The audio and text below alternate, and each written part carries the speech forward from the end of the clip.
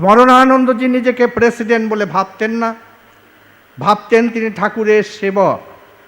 আমাদের সঙ্গে প্রেসিডেন্টের কথা শেষ কথা। তাই স্মরণানন্দজিকে কোনো সময় দেখিনি চট করে কোনো সিদ্ধান্ত নিতে। এ প্রসঙ্গে স্মরণানন্দজিকে যতবার আমি দেখেছি আমার বারবার করে কেন জানি না মনে হয়েছে স্বামী ব্রহ্মানন্দজির কথা। সিদ্ধান্ত নিতেন, দৃঢ় নিশ্চয় সিদ্ধান্ত নিতেন, কিন্তু বহু লোককে পরামর্শ করে, বহু চিন্তা ভাবনা করে তারপরেই একটি সিদ্ধান্ত বেরিয়ে আসতো প্রাতঃস্মরণীয় আমাদের সবার প্রিয় স্বামী স্মরণানন্দজির কাছ থেকে। অনেক ভেবেচিন্তে সিদ্ধান্ত দিতেন, আর খুব পজিটিভ ব্যক্তিত্ব ছিলেন, খুব পজিটিভ ব্যক্তিত্ব ছিলেন স্বামী স্মরণানন্দজি। ও নিজের সিদ্ধান্ত নয়, ট্র্যাডিশনই তার কাছে শেষ কথা। মঠের প্রাচীন গাছগুলোর ডালপালা পর্যন্ত কাটলে উনি অসন্তুষ্ট হতেন, তার মরমে মন ব্যথিত হতো। হয়তোবা উনি উপলব্ধি করেছিলেন যে এরা সাধারণ বৃক্ষ মাত্র নন, পূর্বজন্মে ওরা বড় সাধক ছিলেন। আরেকটি কথা, অত্যন্ত ব্যক্তিগত কথা, খানিকটা দ্বিধা হচ্ছে বলতে, তবু বলি। ওর ভূগোল সম্পর্কে অদ্ভুত প্রখর জ্ঞান ছিল। আমার মনে পড়ে 1987 সালের একটি কথা। মঠে এসেছি, পূজনীয় জয়রাম মহারাজ তখন সারদাপীঠের সম্পাদক। মহারাজ তখন কথায় কথায় নেপাল ভৌগোলিক বিবরণের কথা জিজ্ঞেস করছেন আমাকে। আমি সদুত্তর দিতে পারছিলাম না। দেখলাম মহারাজ নেভার সম্পর্কে পুঙ্খানুপুঙ্খ সব জানেন।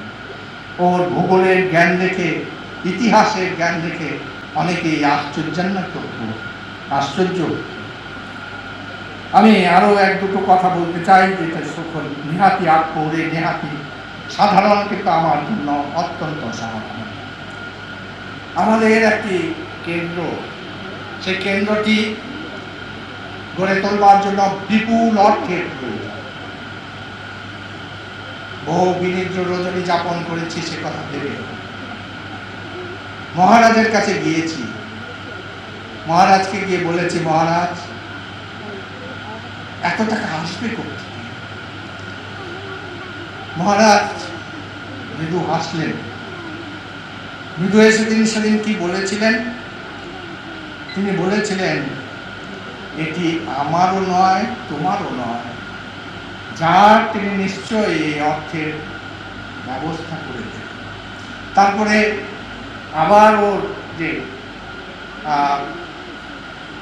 ইনএমিটেবল স্টাইল, অননুকরণীয় স্টাইলে তিনি বললেন যে দেখো, ঠাকুরের কাছে প্রার্থনা করতে হবে, কিন্তু ঠাকুরের কাছে প্রার্থনা করবে, ঠাকুর কি শুনবেন?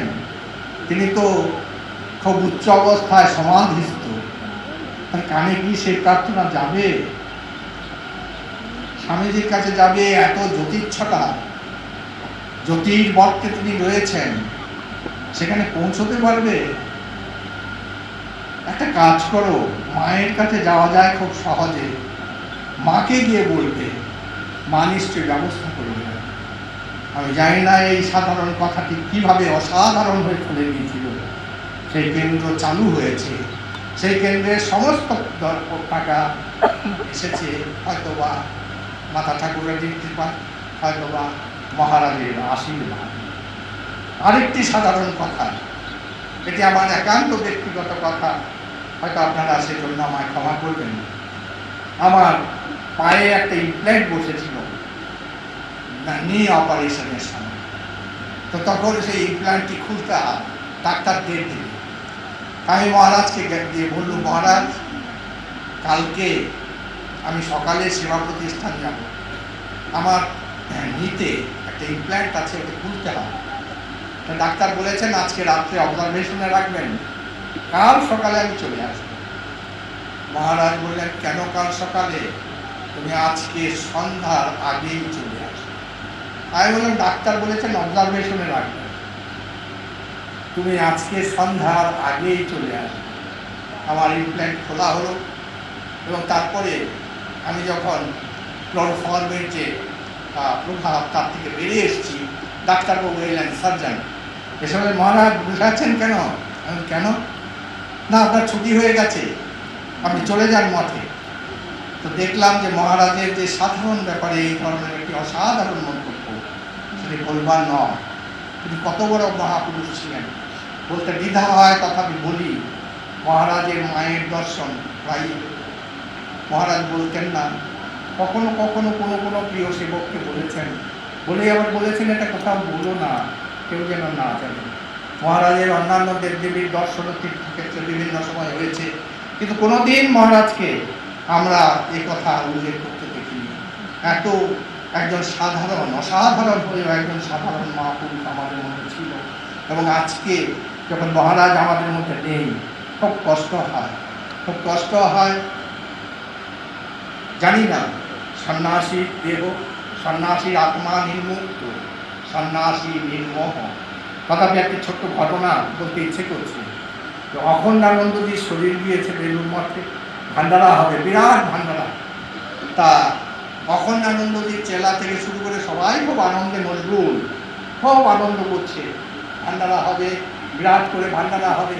একদিন মহাপুরুষ মহারাজ ওদের ডাকলেন, ডেকে বললেন যে তোমরা দেখছি খুব আনন্দে মাতোয়ারা, তোমাদের কষ্ট হচ্ছে না, দুঃখ হচ্ছে না? এত বড় একজন মহাপুরুষ, একজন এত বড় ব্রহ্মজ্ঞ পুরুষ পৃথিবীতে চলে গেল, আর তোমরা আনন্দ করছো?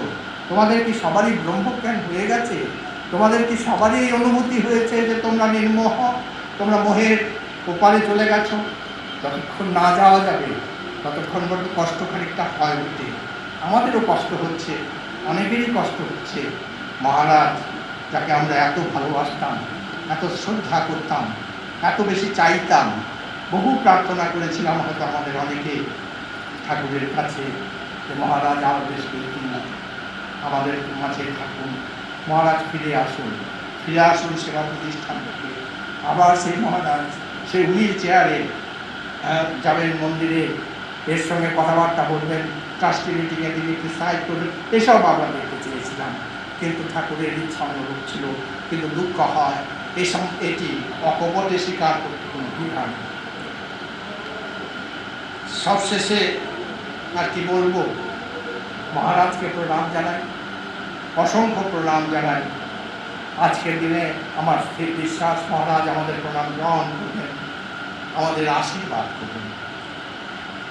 মহারাজ আজকে ওই যে বলছে না যে